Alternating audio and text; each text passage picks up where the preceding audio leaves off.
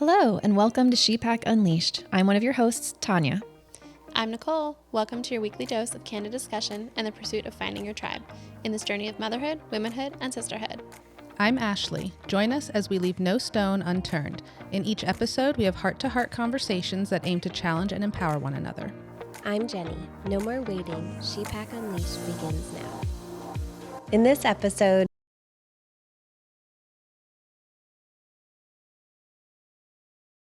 Dun, dun, dun. you do that probably 50% of the time for our I like podcast. it, though. I like it. It is. It's a tough topic. Mm-hmm. And I think for me, and I'm not proud of it, I spent a lot of my young adulthood just not being interested in politics or not feeling like it was important. And now looking back, I'm very embarrassed about that because what an incredible place of privilege that I just thought it didn't matter. Well, I would say we actually had this conversation the other night with some friends. Is that when we first were able to vote in our first election, it wasn't as crucial in our world to pick a side because there wasn't as many life altering to people's life effects. Right? There was Is that true though? I mean, I don't know if that was there wasn't true. the risk of you losing your rights. Right? You're talking about abortion. I'm talking women's not rights. just abortion, but even marriage rights, Yeah. even equality, right? There wasn't as many abilities to lose those things back then. Was there? At that time, those rights were just being acquired, though. Yeah, Right. that's true. Too, right? In terms of same-sex marriage Yeah. and being recognized, things like that were being fought for actively. So people were trying to gain those rights. So for us, maybe it didn't personally affect us in that moment. So it wasn't on our radar as much as 18-year-olds, 19-year-olds. Yeah. As I maybe wish it had been. Yeah. I share that same sentiment, Jenny, that I also think it wasn't as divisive then. No, it definitely wasn't as divisive at the Right. time. It was there was a lot more decorum. Right. So I have kind of the opposite experience, Jenny, where I think I was more informed and more involved when I was younger and had the time. And I've kind of backed off and had to prioritize my time and my mental health to some extent. Some of the things are just too much for me. Yeah. And I know that's a super privileged place to be coming from. But like you're saying, Tania, there was a lot of things that were newly on the table to be added at the time. Like the 2008 election, I have core memories from voting in that one and just watching that win come in. So it was different, but it was not so nasty divisive like it is now. I don't remember any So of what that. was the first election you could vote in? 2008. Yeah, me too. It must be the same, right?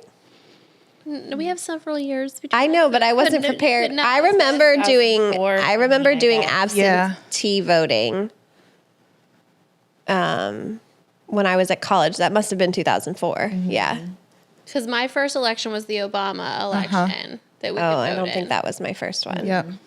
No, and I am registered independent, and both in state and national elections, sometimes I have voted Republican, sometimes I have voted Democrat. I am not a straight ticket. So to person. somebody who doesn't know, what is the disadvantage of registering independent?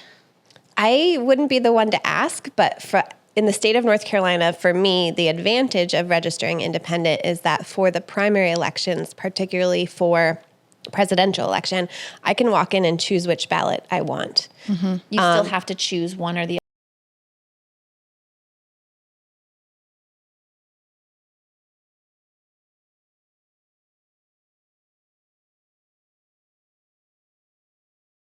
A Republican primary ballot to vote for the lesser of what is available in that party, and you lose that access if you're registered for the other party. That's particularly in the primaries, you said. Yeah. Yes. In Yes. primaries, if you're a registered Republican Gotcha. or you're a registered Democrat, you can only vote in those primary elections. Versus if you're registered independent, you can choose in North Carolina. Yeah. I think we call it unaffiliated here because that's how I'm registered too. Independent would be like a third Yeah, party. I think Oh, unaffiliated. yeah, that's what I meant. Yeah. Because I guess independent, you can't vote in either one. Correct. But But I do the same unaffiliated, thing you in a can. primary because you can pick which one. you can pick. I guess the con would be that everyone tries to talk to me.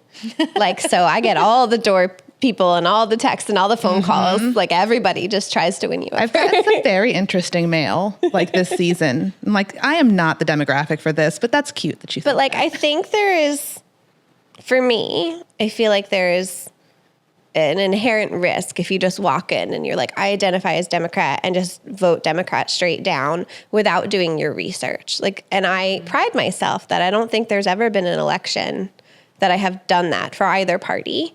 Now, do I tend to lean one way or another, especially more recently? Yes. But, you know, I think it's important to, like, especially for your local elections, to really do your research and know the individuals and what they stand for before you just vote. And in the past, I would have said, you know, I vote straight Democrat down the ticket, right? In order to support the vision of having a united government on all the branches to get something done, right?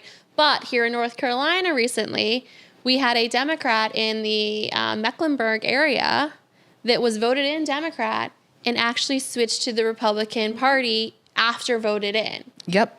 So like, Boggles my brain. It was totally a game to but get like in the the door. fact that they could do that to me seems like there's a bigger problem in our election.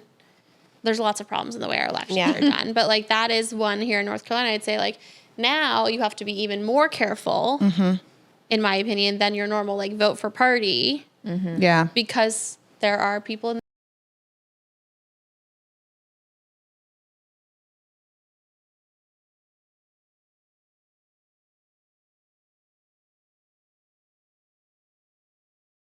that I want to dig deeper into though is you need to do your research. Yes. How do you go about doing your research when you are open to all? Yeah. Right? Like what are the sources that you find? I know I've always heard, right? Like, I mean, obviously we all know news is on a very big spectrum in terms of their own affiliations. Yeah. We have very right-leaning news sources. We have very left-leaning news sources. Neither one of them are particularly great to get your news if you want a well-rounded, balanced perspective of what's happening in the world, right? And then there's this assortment of sources that are more in the middle, a little bit more diplomatic in how they will approach situations. Like, what's your process for that?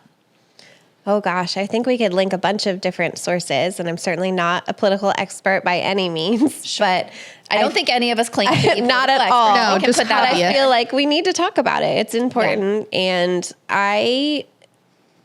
I'm thinking mostly about my state and local elections when I answer this, but I like to listen to when they speak, be it in person or recorded, to hear from their mouths what they say. In our local elections, I'm particularly listening for things that are immediately discriminatory or racial. Like that's a hard no for me. Or just plain wrong. I don't need a fact checker necessarily to know that. I also like to look if they've been in office before, like their voting record, what they have or haven't voted for. Because sometimes they'll say one thing, but then you actually look at the record.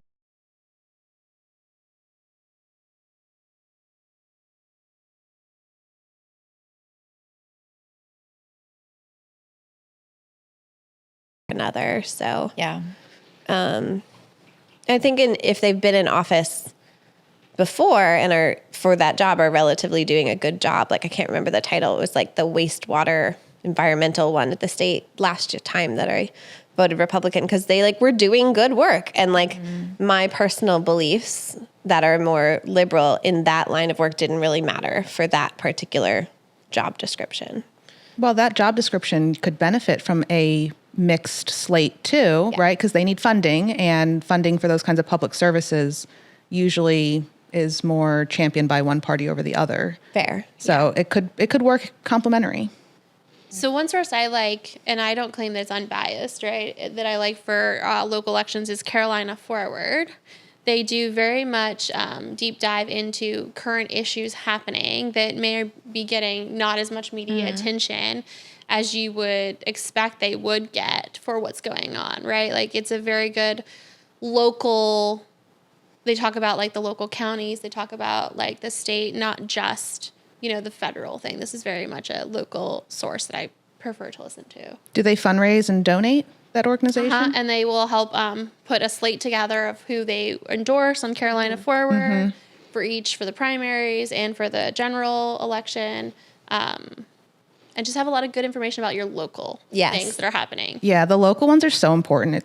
it impacts more Yes. day-to-day life than the federal stuff seems to. I will say that is something that I have finally come to understand and embrace now that I didn't understand when I was younger. Like, I thought it was just you go and you vote for the big one every 4 years, right? And like you get real excited and there's a lot of energy around that and it feels very important. But I failed to understand how important all of the local elections were to get to that point. And now I am at a place where it matters so much, and it's hard when it doesn't get the same attention, it doesn't get the same push and the same excitement to go out and do all of the local smaller elections and the primaries and all those things, but they matter possibly like not more than, but they are equally as important. I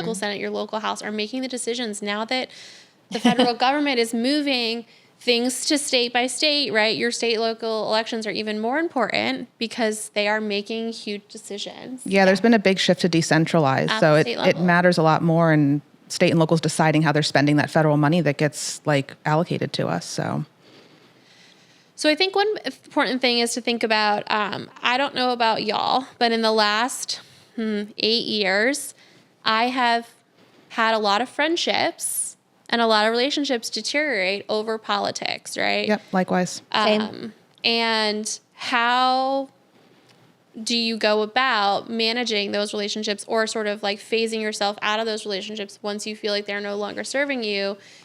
And do you think that it is okay to dephase friendships based off political issues? Yikes. So there's this whole, right, Yeah.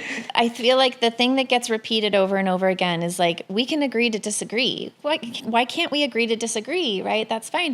And I was like, on some things, absolutely. Yeah. Right? If we want to debate about, you know, how this one policy versus a different policy might get to the same end, right? And maybe the funding looks a little different. You can agree to disagree on that. I absolutely draw the line when it comes to infringing on other people's rights and freedoms to express themselves, right? That is at my core. Like, I just don't understand, and I cannot agree to disagree on that. Yep. Like, I don't understand how you could. Yeah, for me, there's some that are just not negotiables. Anything that's hate related, discriminatory, it's a deal breaker for me. And I have ended relationships over it, and I don't feel sorry at all. You can't say you love someone and then vote for things that literally harm them. It doesn't work that way. Jenny? I just, it's been a really hard season for me. I can't remember if it was 8 years ago or more. Sorry, loading. Probably around It was probably more. I think it was around 8 years ago. Maybe. But it really became poignant for me when Trump was in the media speaking, often, in my opinion, slandering folks from other countries, new Americans, refugees. And I just felt like his rhetoric was so hateful. And I, am not an immigrant, but my husband is, my husband's family is. There are a lot of people that I love that are, and I'm very close to that population. So I found myself in rooms where people were mimicking or repeating that same kind of sentiment when I was sitting next to them, like much like we are here. And it really hurt. And sometimes I didn't say anything and just cried after. Sometimes I said something in the room, but just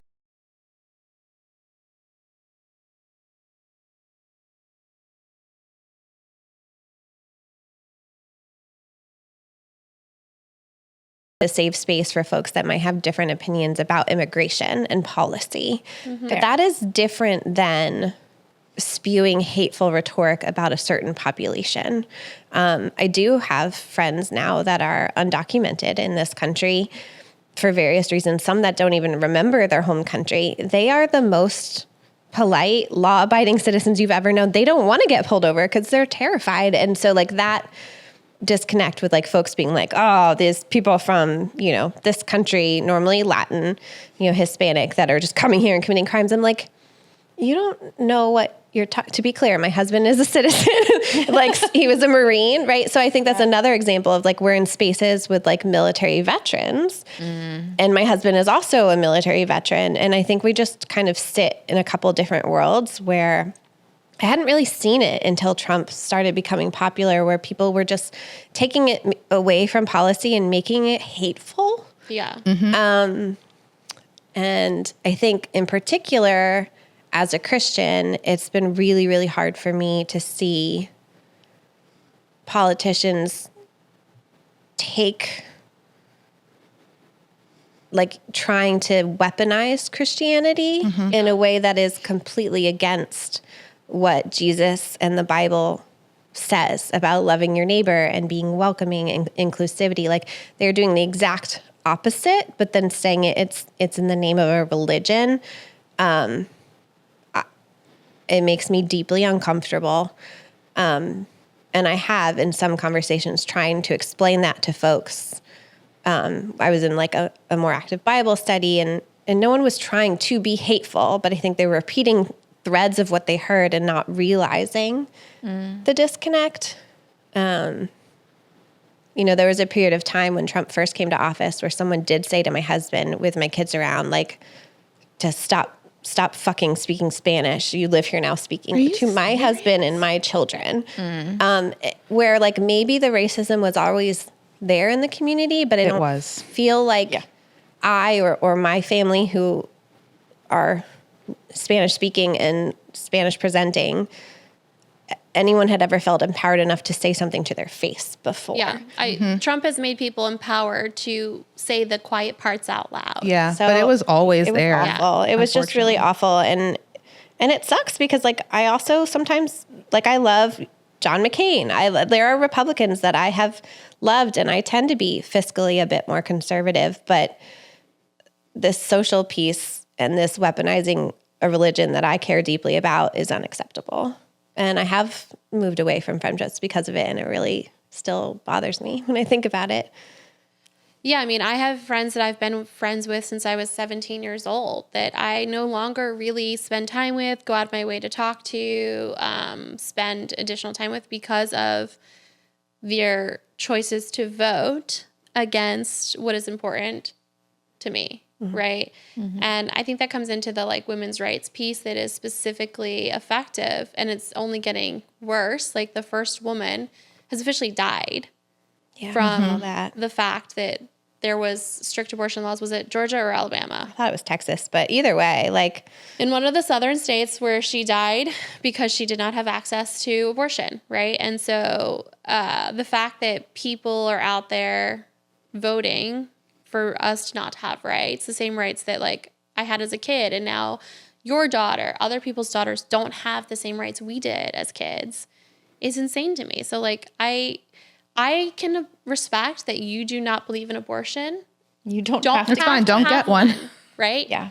But we'll do a whole nother episode on that particular topic. But I do not respect people who want to push their beliefs in. And for me, it has made me dislike religion even more. I know. I see that happening and it's horrible. Yeah. That's the exact opposite of what it should be. I agree.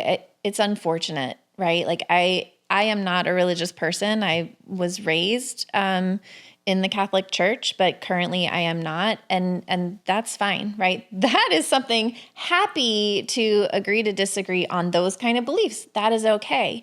It's, when politicians in particular start to use those beliefs and weaponize them, as you're saying, to mobilize certain groups of people, it's just unacceptable. And to right? block those that have the different beliefs for whatever reason. Like, yeah. And that only mind your business. only one school of beliefs are okay to put out there and to make prominent, whereas other beliefs, those are inferior. Yeah. I find it very contrary to a lot of the Republican conservative ideas of freedom and individual choice. Like, mind your business. Yeah. I'm going to love who I love, do what I want with my body. Like, why are you telling me what to do? I think it's important to name, though, there is a large group of people nationally that would identify as religious that are equally as horrified. I agree. Oh, that yeah. feel incredibly like betrayed and see people and leaders that they have respected and followed before that, you know, every value, the purity, the loving, everything I've said, like the kindness, the acceptance, like are being thrown in their face that are just feel like abandoned spiritually. Oh, that's so sad. And are sometimes even afraid to say, like, I don't necessarily always wear my cross. That is meaningful to me, not because I don't want to wear it, but because I don't want others to see that and perceive that symbol to mean a MAGA Trumper when that's not what it means to me. And that's really sad. That is. But Crosspoint Church, which is in Cary, North Carolina, but is now like really popular nationwide, is doing amazing things. It's the best place I found that are having these conversations. Beto and I took a class there about the rise of racism and white Christian nationalism in the church. Like they're doing the work. There's also a group called Evolving They're addressing Faith. it head on. Yeah. Not that there's answers, right? Yeah. But they're having conversations, they're leaving space, they're like actively saying in their mission statement that everyone is welcome and mean it.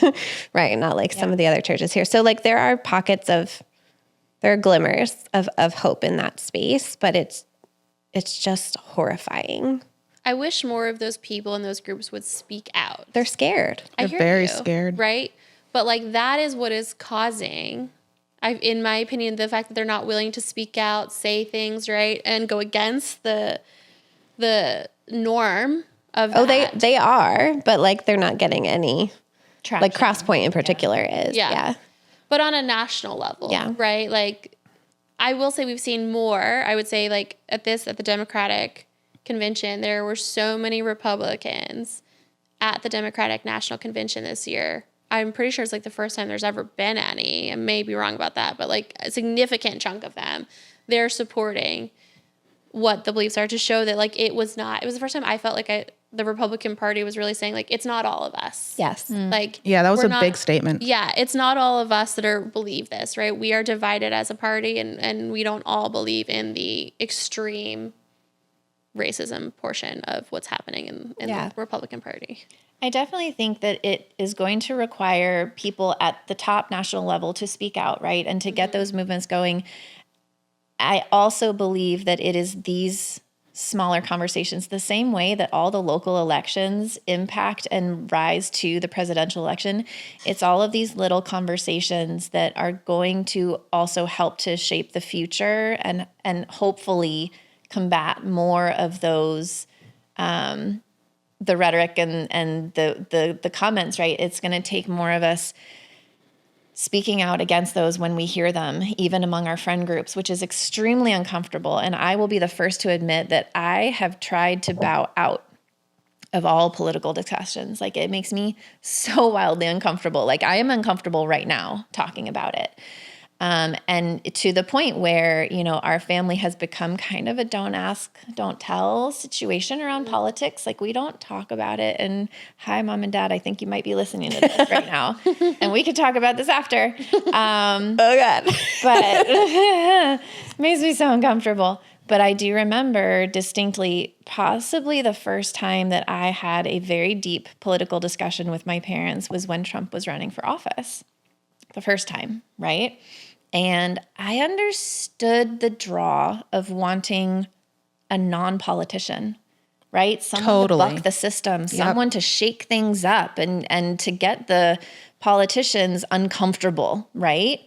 I understood that idea, but the person that they chose to represent that and to achieve that, like from the jump, I could not get behind him in terms of the sexist, misogynistic beliefs that he had no problem putting out there, mocking people with disabilities openly in rallies. Like this is not a surprise. Like where we are now, he said all the things, right? And then there were some private conversations that became public, but I don't give a shit if they were supposed to be private. The things that he said in private are untenable, right? And that was the first time, right, that I remember when Trump was elected, I sat at our dining room table across from my parents and cried. I was like, I don't understand how anyone could vote for this man, right? Or anyone with a daughter, you know, or with a wife who is affected now by the policies that he so happily claims responsibility for. And this is a bigger problem than just former President Trump, right? But in terms of, you know, the things that he will claim responsibility for loud and clear, whether he was responsible or not. And then the things that he absolutely refuses and distances himself from and refuses to take any sort of responsibility, I think says a lot. And this may go too far down the rabbit hole of Trump in particular, which maybe we don't want to go down. But the things that he refuses to take responsibility for, I think say the loudest and the biggest things about him, because he is a megalomaniac and he will take credit for everything. If he's refusing to take credit for something, there's a reason. So for me, the first election, if you voted for Trump in the first election, I can understand, right? That first time I can say, you thought he was just all talk. He's just saying it to get attention. He's getting media attention, right? Like, and plenty of politicians have said abhorrent things, and I get that. And not all the things have happened. But after, right, what happened in his term, after how the policies went, after even more things came out, it's now like, okay, the second time and now even this third time, I can't get past it for me. Like, if you are voting for Trump, for me, that is a non-starter. And I am friends with lots of people who have very different views than me, right? Different religious views, different like political views, right? But for me, it is a moral issue, and I do not want to surround myself with people who have that distance of morality from me. Yeah, I felt that in the first Trump election, as I described. And I'm feeling it now, even there's only 2 neighbors right now with a Trump sign in their yards, but it's like a visceral reaction for me. And I don't know that it's fair. Maybe it is, maybe it's not, but I'm now thinking, okay, that person must be pretty racist. Is my husband safe? Are my kids safe? Like, it's a safety thing for me. And that might not be true and reflect their intention, but that's what that sign has now started to mean to me. But also, if we don't have close proximity and conversations with folks with diverse views, and we just stay siloed with the people that agree with us, we will never get past it. And the silos will continue to get stronger and stronger, and this will continue to be more and more of a problem. So, like, on one hand, that is my natural inclination to separate myself, especially from those voting for Trump now, because I'm assuming what it means or what they're willing to look past to then be okay with other policies that hurt me personally.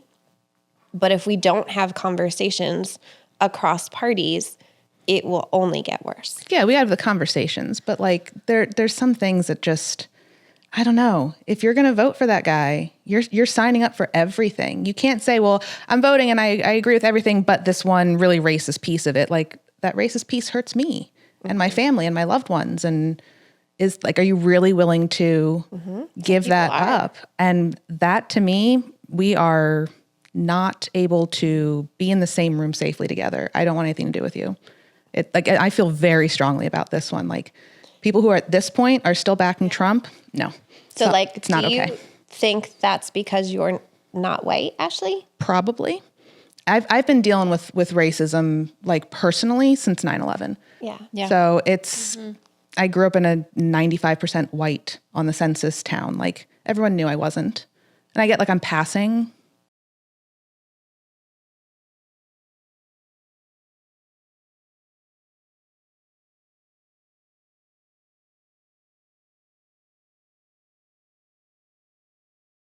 The original Caucasian, like genetically. So, but grown up in a very like waspy Western European kind of area, I mean, people are like descendants of pilgrims there. Yeah. So anytime people say like, I wish we could go back to the day after 9/11 again, it tells me a lot about their perspective and their views of what 9/11 was. Because for any non-white individuals, even moderately Middle Eastern presenting, any sort of color in that scary skin, time. It was an extremely scary place. Yeah. For so many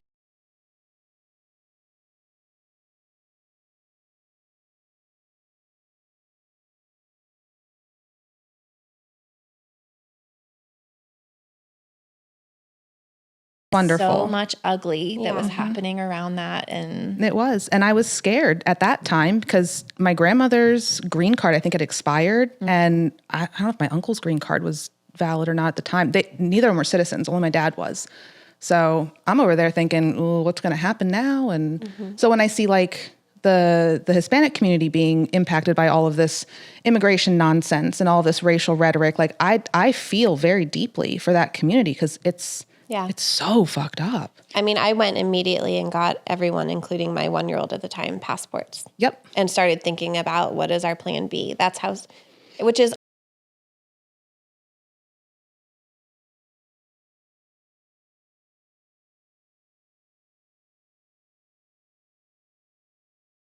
willful ignorance. Like, I don't want to be looking back 20 years from now and be like, I wish I would have we saw with the signs done something or moved away. Signs were there. And I feel like the difference between back then and now is that we have so much more access to information And misinformation. Right. Yes. But like all the information, right? You can go through it, you can comb through it, you can find the pieces and see it. Like there wasn't as much broad communication out or ability for you to go do your own research as there is today. Agreed, but also people will then say, I've done my research, but then we're looking at fake AI images and like all this of this is misinformation. terrifying. It is. It is so realistic what people can create and put videos out there that look and sound like the person. It's so scary, and it's really hard to discern sometimes. I saw an AI image of like Trump in a life jacket, like wading in water in Western North Carolina. Like, that's an episode we should do too. No, that's just a whole thing. I also feel like, religion aside, taking off that hat for a minute, there is a large part of the United States that are rural, more conservative in family values, in that like they've only seen a man and a wife and traditional kids with traditional gender roles, right or wrong, like just taking that out of the, there's a lot of folks that don't go to college that are, working really important jobs for our community, and they feel like they're not being represented. And I think that's valid. And such a huge push in education over the past 20 years of like no child left behind, everyone goes to college, has actually, I think, done a disservice to those really essential part of our population that does better working with their hands, and would do better in a tech school and feel like there's a perception, right? There's not someone in power that's representing me or my small town or my values. And I think that's valid. What I don't like is folks like Trump that are manipulating that to their advantage in a sneaky way when they don't actually have those values. Like there's the cognitive dissonance it takes to think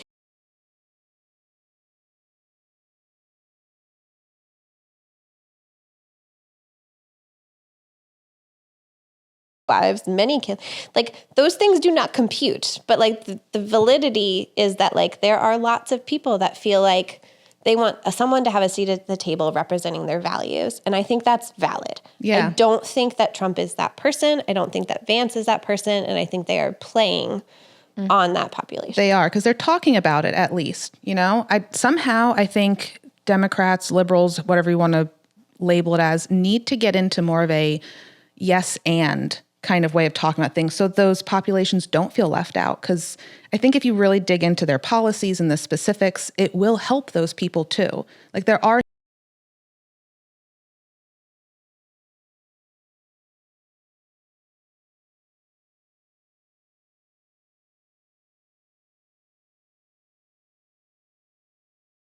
feel not heard, not represented, but they're not communicating it right. They're not making it, this and you and everyone. But you're also going to have the people who, no matter what, are never going to look at the policies and are going to say, my views are conservative, so I'm voting Republican. Yep. And I think that's a problem. Where their views are not actually Republican. And that's the part that I think a lot of people are missing. And I have this conversation, like you said, like I have these conversations with my neighbors and my friends who are religious and vote Republican and have more conservative values than me.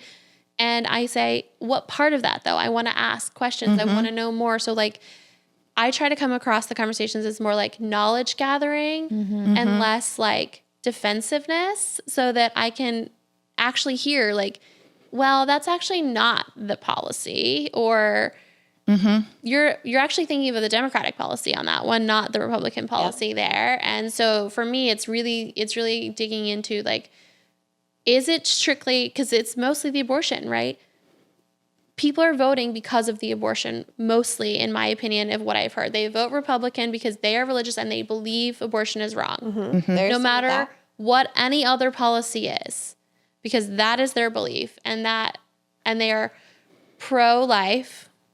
But to me, and we'll have a separate conversation on this, pro-life is pro-choice. Like, Yeah, we should have a separate conversation of this because, I have thoughts, but I don't want to derail us too much down that. But like, I do agree with having conversations. So one conversation I remember distinctly having 9 years ago now, right? And this was when I first started coming into a realm where I felt like I should or could talk about politics was, and maybe interestingly enough, it's slightly different, is this distinction of our leadership, right? Politicians, people stepping up who want to be in power, who want to influence change, who for better or not, and this distinction of their moral character versus their policies and actions. Yep. Right? How they vote, the policies that they uphold versus moral character. And I still remember a conversation I had in terms of like Bill Clinton, right? I was young enough and ignorant enough that I don't know about his policies, right? I could not articulate that to you, and take that for what you will, right? I'm working through and trying to change that about myself. But I distinctly remember the things that he did in office as a married man with a woman who was not his wife, right? In his political sphere, in his place of privilege, that he chose to merge those worlds, right?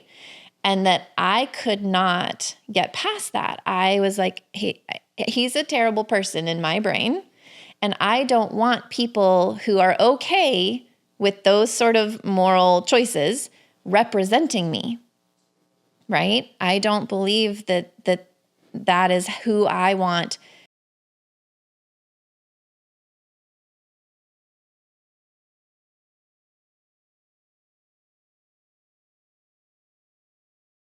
It was like, well, moral beliefs aside, it's about what they do in politics. It's about the actions that they take. Sure, but you don't always know what they're going to do. They can talk policy all day long. I think that former President Trump has exemplified the danger of discarding the moral dilemmas and the moral grayness, blackness, with political beliefs, because now he is enacting policies, and he did, right? He made changes to our entire federal infrastructure based on moral choices and beliefs. Yeah. And it's the perfect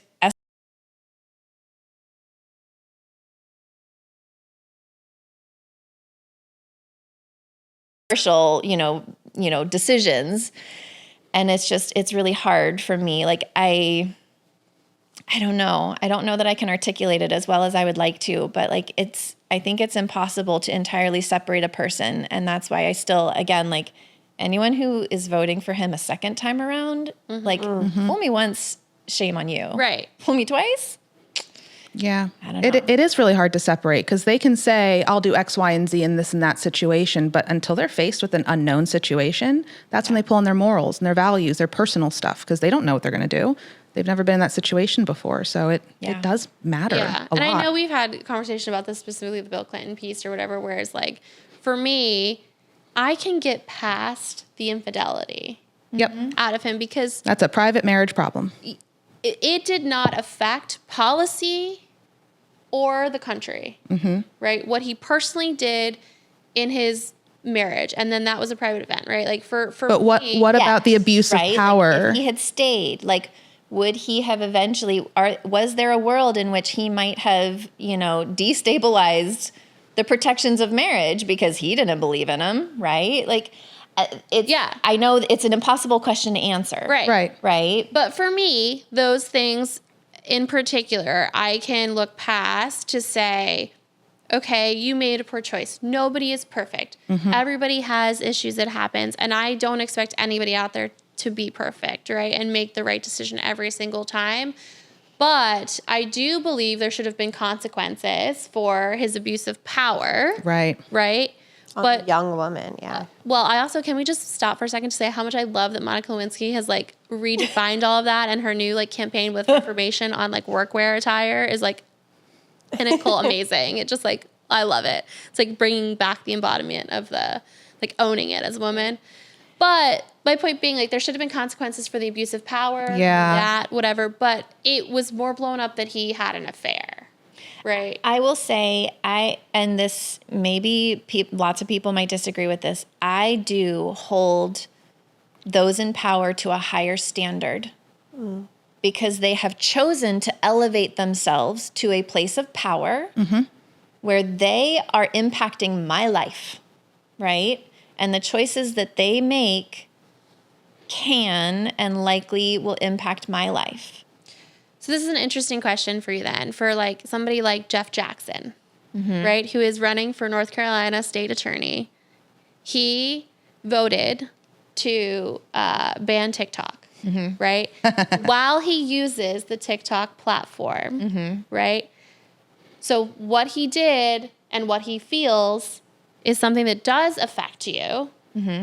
Are you still voting for Jeff Jackson? 100%. Yep. But like, it's an interesting concept. But It like, does make it plants a seed of doubt in my mind of his reliability. And it is something that I am even more attuned to now of what he is saying, how he is saying it, because I think it's an indicator, right, that he got a groundswell of support with TikTok. He was on other platforms. Yeah, too. I'm not on but TikTok, he and I didn't- see he him didn't plenty pick it on up. other He is. platforms. He is. It's not like TikTok is the only reason that he was getting national attention. Right. And then he votes against it, and then he's still back on it. He's still using it. Yeah, and his whole explanation there was he didn't believe they would actually ban it, so that's why he voted for it, which I hear you. Like, I get his logic, but it's an plants indicator, like you're a seed saying. of doubt for me that makes me look at him even more critically. Yeah, Yep. I think that's fair. Yeah. I think what I really like about Jeff Jackson is I don't always agree with how he votes or what he says. But I appreciate that he takes the time to make videos and make it accessible to others and explain, here's what was happening, here's the information I had, here's the decision I made and why. And they do put it on various platforms, TikTok being one of them. But I feel like he's just recording videos and his people are putting it on social. he's talking specifically to TikTok on TikTok. Well, videos. about this, but I think that's what I look for in a politician, regardless of party, regardless of perfection and morals, is like, I want transparency. It's like the most transparency I've ever what is on the Yes. table and how are you making your choices? There's a local person in the town that I live in Apex, on the town council, who does that. And like, I tend to vote for him. Do I always agree with what he says? No. But do I follow him on social media because he'll give me play-by-plays of how the town council meeting went, the information they had, and who voted and why? That, I value that. For me, that transparency, that authenticity of how the politics are happening.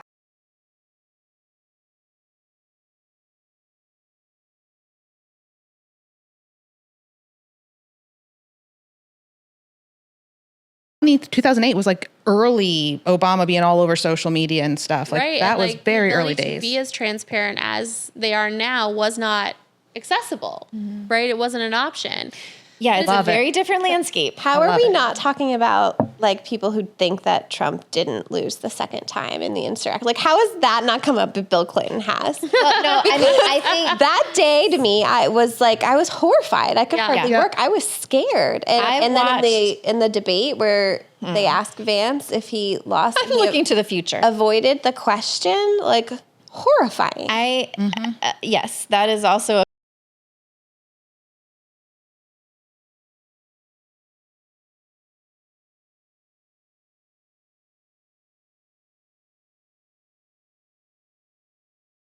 speech.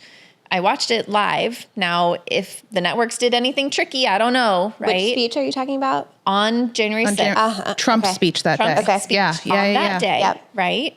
and you know, all the snippets of the social media months leading up to it, right, could have been doctored. They could be misinformation, right? I am speaking specifically about the words I saw come out of his mouth. Yeah. Right, to that crowd. I watched the whole thing, right? And it was nothing but inflammatory, stirring the pot. Yes. And stoking that fire. And I view it as a direct correlation.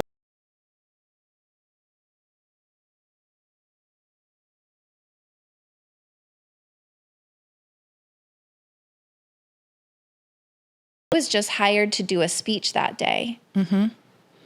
Personal responsibility when it suits them. Well, and the fact that he won the election the first time around, but did not win the popular vote, right, to me is a whole nother process of, I think there needs to be a giant, like, redo of how we count voting in this country, because how can people win the popular vote but not win the election? Because the states that have higher density, California, New York, tend to be around metros, tend to be more liberal, and it's in place to try to protect the more conservative rural communities. I'm not saying it doesn't need a redo, but that's why it exists. I hear you, but like it was Because created it's the 50 when? states, When not was it? not about it's not about number of people. It's making sure each state has a voice in what they want. But I feel like you could use your resource better into getting people to vote, adding more voting options, giving people ways to vote.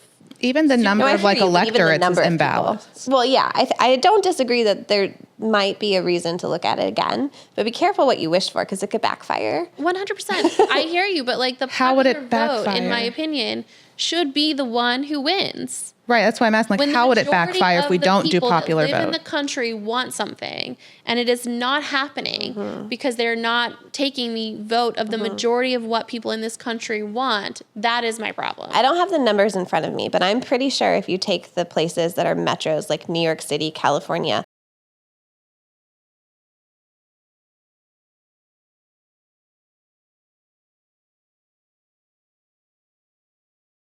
'50 states that all in theory could be, they're as big as countries, some of them, their own sovereign entity coming together is to try to make sure that all of those point of views are respected. And so if you just go off of number of people, you're then washing out everything that's not in a metro city, tends to be liberal community. You're also watering down those more populous dense places. Fair. Yeah. Because they're not getting the proportionate representation. Right. So is the proportion based on number of people or proportion based on state?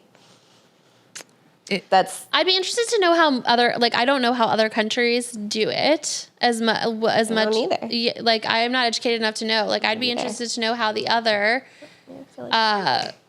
countries, like the UK or New Zealand, Australia, count their voting. They're so much smaller than we are too. I hear you, but like there's still rural areas in those Sure. countries. There's still different policies. I'd be interested to know how they do the voting. I should probably do some research on that. Well, and I'm glad we're having this conversation because I feel like for me personally, with friends, with family, especially recorded on a podcast, like I tend to keep my mouth shut because I feel like I am not researched enough. I don't know enough and I don't want to misspeak or show my ignorance. But I think it's really important to speak from where you are. And like, I like how you talk about just asking questions and having conversation. And I'm trying to embody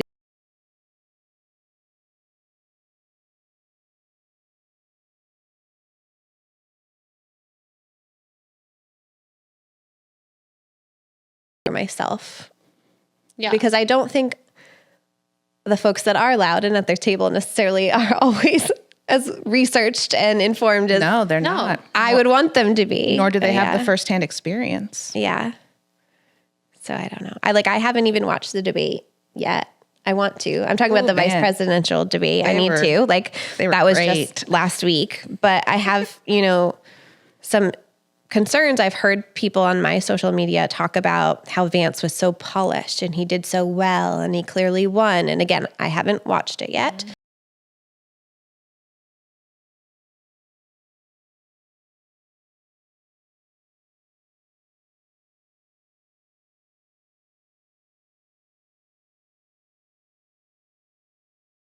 It's like was a teacher, a gym teacher, Yep. and he was in the Army, and he's from a more rural community. Do I think he's going to come off as polished? No. But do I think that's important? Again, because we want diversity of thought, of experience? Yes. And so like I have that opinion, but I haven't even watched it yet. So then I'm like reluctant to share that opinion I'd be curious to know what until I watch it, so. I can see, because I did watch the VP debate. I can see why people would think that JD Vance came off so polished and why they think he won, especially if you're comparing that debate to the presidential debate. Yeah. Yeah. Like they were completely different events. It was actually coherent. You could listen. There was legitimate policy arguments. And there was a lot of like, I actually agree with that. Like, They were more civil toward each but even other, agreeing with each other yeah. at times too, which I was like, oh, interesting. I'd love to see more. So of it that. was really, really good. But I personally found Walls to be more relatable, and maybe it is that like more casual background that he has. But I personally like that better. I thought Vance looked kind of stuffy. The word you're looking Robotic. for is douchey. Listen, if people like things up their butt, that's their business. But it did not work well for But him taking that it day. out of politics, like sometimes when you're interviewing people, and I'll have people interviewing people, and they come back to tell me, and they'll be like, "That person just sounded better. They sounded," and is totally that a true, bias. or is that a bias thing? And we have totally a a diversity, bias. equity, inclusion issue. Is where my brain goes of like just because they look a certain way, present a certain way, sound a certain way, doesn't mean that their opinions or beliefs or ideas are any more or less valid, which can be twisted. You could say that for others who sound incoherent, but the racism just cancels that all out for me. Yeah. What I also can't wrap my brain around and would love for someone to explain to me of how they can is for JD Vance to go from saying the things and the beliefs that he held about Trump a few He years talked ago around that to so now being his vice presidential candidate. Like, I don't see how you can suddenly not believe those things that he has publicly stated about Trump. just power, widely, right? On like in interviews. This wasn't backdoor conversation.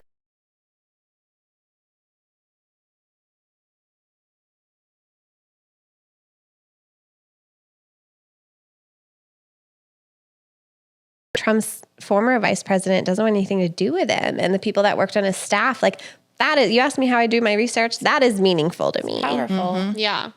But also like local elections, y'all need Yeah. to pay attention to. Local Like elections for sure. I'm Yep. deeply concerned And I about would say, state superintendent. I think my Me big too. takeaway from this, right, is have the uncomfortable conversations. Yes. Right? Have the uncomfortable conversations as long as you feel safe doing it, right? Which I think is something that we have to consider now, right? And maybe not always just with the people who agree with you. Well, definitely not always just with the people who agree with you. But more importantly, have them with your family and your friends. Yep. And let working your on it. kids hear I it. don't know. I hear you. And I just like it. I think it is I don't want important. my kids hearing me argue with someone. But does it always have to be an argument, or can it be a civil conversation? Like, why can't you have a civil conversation about disagreements and policies? I do it all the time with my neighbors because Just for fun. Like, yeah, because we don't agree on things, but we can have really That's great. Thrive on debate. But Like we can have, you get energized by debate. I am more inclined to debate than my friends here. Yeah. But Jenny and I are like sweating. But I think Which is it's fine. important to practice that skill. I and agree. to have those conversations to get more. I wasn't I agree always with that. comfortable with the uncomfortable, right? I Yeah. feel like I've gone backwards because I remember in high school, we lived in Connecticut, and I ended up at like some fancy party for Joe Lieberman with my dad, who's a Joe Lieberman. I haven't heard that name forever. Oh yeah, like rubbing elbows with him. Like it was I can't remember the woman's name. You'd probably know if you saw a picture. And I remember like eating cheese. I was a teenager, like debating with somebody there. You have And more at having stake now. fun and thought it was fun. Yeah. And like, ooh, they think I'm like a cute debate girl. Like, look at us go. Oh like, my God. no fear with a total stranger. It was probably a college kid. It was probably like, Yeah. what is this chick? But now it hits differently. Like You have it so feels much more at stake. It feels like it's not just about policy. It feels personal. Well, I think that's why it's even more important to have the conversations because it It is is. Not wrong, but then Scary, my too. emotions. Then it's no longer an intellectual debate. Yes, Then it's well, then very I start hard. like Your shirt says it, right? It speak says even if right. your voice shakes. Yeah, this is Ruth Bader Ginsburg. Yeah.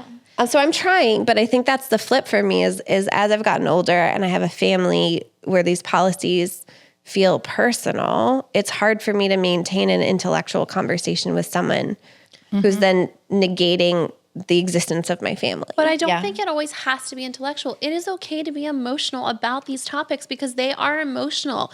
They affect you, your family, the people you love, right? Like, And it's affecting the policies that are right. being And Yeah. there's nothing wrong I with don't disagree, having but emotion what in does those it say conversations. about me that when it goes to that level, it then feels like, to me, Yeah.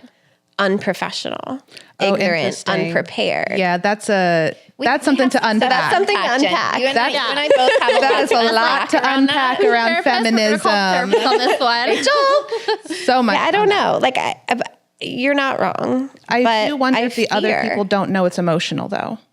Do they think that they're in some kind of logical place, but they're actually being emotional, and then maybe meeting them with emotion is actually good?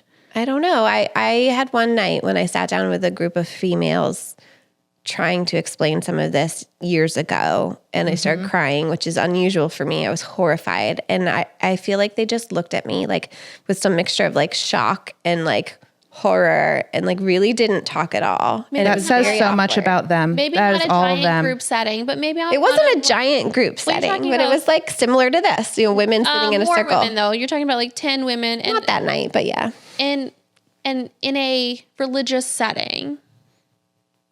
Yeah, be careful all the assumptions you make about religious settings. But was it not a that about group that I had religion. met through a church, yes. right? That is what my assumption is. It was a group in a religious setting with lots of different women, right? I'm saying have more one-on-one conversations with the individual, with the person, right? Like you're not going to convince a horde of people that all believe one thing to believe what you believe, right? Together. Nor But- should I. Like I don't Right. necessarily want to. Nor should you. But like having a conversation one-on-one to explain why you believe what you believe and why you feel what you feel, and also listening to why they believe what they believe and why they feel that way can have some common ground in a discussion, right? Like I'm never going to change your mind in believing in God, right? Nor do I want to. But we're going to have conversations about it many times on the disagreements we have on this topic. And policy comes from religion, whether we like it or not. A lot of policies are being made from religion.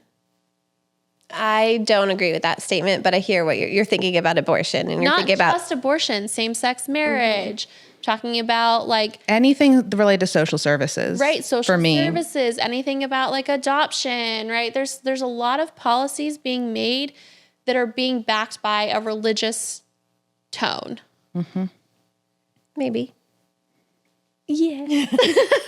But to my point is that like you can still have those conversations when you don't feel comfortable with that, right? Like we can still have a civil conversation about this and agree or disagree on some of these, right? But in the end, we care enough about each other to say like, hey, I respect your opinion, right? But sometimes I don't. Not you And that's the personally, point, though, that, but like and that's my point too on this. Like sometimes I've had to break friendships because I don't care enough about that person to respect their opinion because their opinion hurts me so deeply. Well, I think the state superintendent is a good example. Like, I think Michelle Moreau in particular is problematic.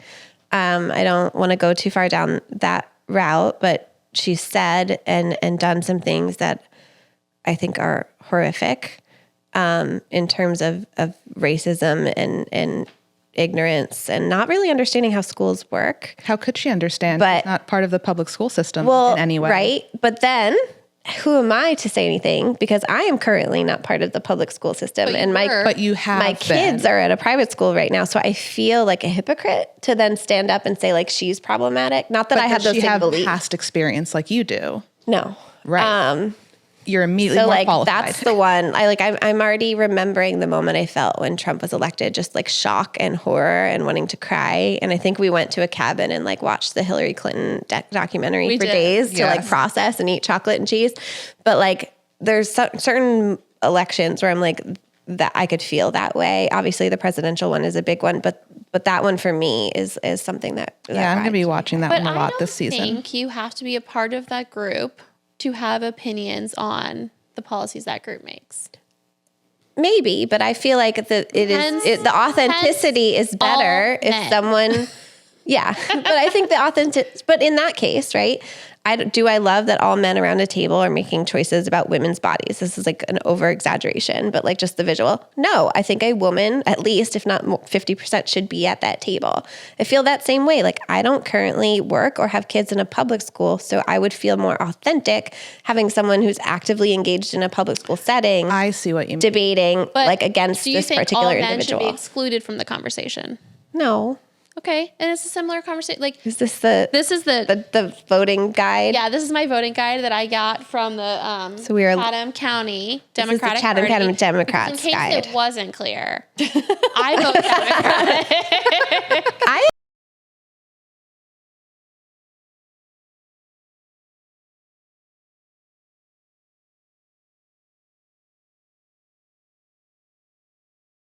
have some feelings about that. I don't. I think it's, but I am trying really hard to find the Republican to vote for this year on my ballot and struggling. And the bar is low, y'all. Like, like Holocaust deniers, if they're like, I can't vote for them. If they're Holocaust, take them off the list, you know, like, but like even there's not a lot getting into office that in your state and House and Senate, like those affect, like, look at what is happening right now that we cannot get anything. Anything. Yeah. There's a lot of process blocking type of stuff. I don't think enough people understand the mechanics of how the government works. I don't understand. I mean, even just like in the VP debate, like JD Vance is going off about like, oh, Kamala's been, 4 years, she's done nothing. Like, bruh, she's in the executive branch. That's not how that works. Well, and it's not like she has the power. Like, do you not understand? Like, you're about to take a job she has, and do you not even understand what the job is? That's what's hilarious about it. It's not hilarious. It is sad. And also with No Child Left Behind, all of a sudden our schools stopped teaching history and civics and social studies. Right. And look what's happened. Now we have a populace that doesn't understand. Genuinely don't know how that stuff works. People like, she's sitting there in the Senate like as the tiebreaker and nothing's being voted on because of all the filibuster. This might be a hot take, but I kind of blame the millennial generation of how we've gotten here. Because we did not get involved early enough, often enough in policies. Didn't. Yeah. Right. Fair. I will take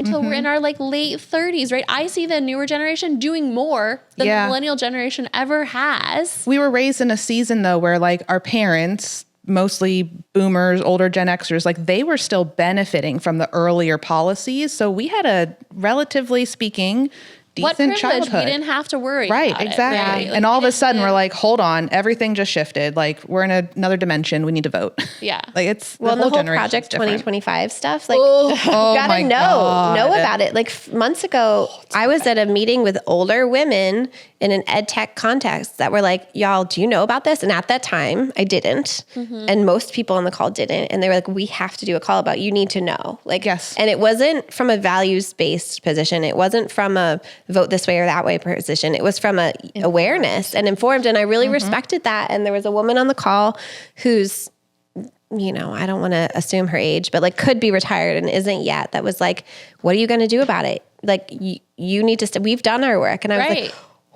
you're not wrong. My point is like the millennial generation, in my opinion, has let down where we are today and helped create the issues, right?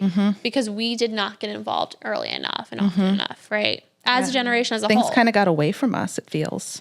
Yeah, I mean, and what a privilege. We didn't grow up in time of war necessarily until past 9/11, right? And many of us were high school and above when that happened, right? I would say even the crash of 2007 didn't super affect us right? We weren't all necessarily homeowners at the time yet, right? Like, It hurt bad. but like we were in the job market then. yeah, but like in the millennial as a whole Yeah. generation, right? Yeah, we're like dealing with the it aftermath wasn't of it. as of a fact in the Yeah. immediate point that it really caused us to stop and say, what are we gonna do Yeah. to help? So I would say takeaways are have the hard conversations. Don't feel like you have to be informed. Ask questions. Right? Ask the questions for sure. Oh, and you can go Get online. involved. Yeah, you can go online and see your sample ballot. That's really helpful because it can feel really overwhelming. Make sure you're registered to vote Yep. and make a plan to vote. If you do not have a plan to vote, early voting opens up really soon, actually, here Very in North soon. Carolina. Very soon, yeah. I should look up the And pay exact attention to your local elections. So vote Mo Green. That's the one I really care about. I mean, I care about a Green. lot, but I care about Yeah. that one in particular. Yep. That's the superintendent. Yeah. Superintendent. Yeah. Yep.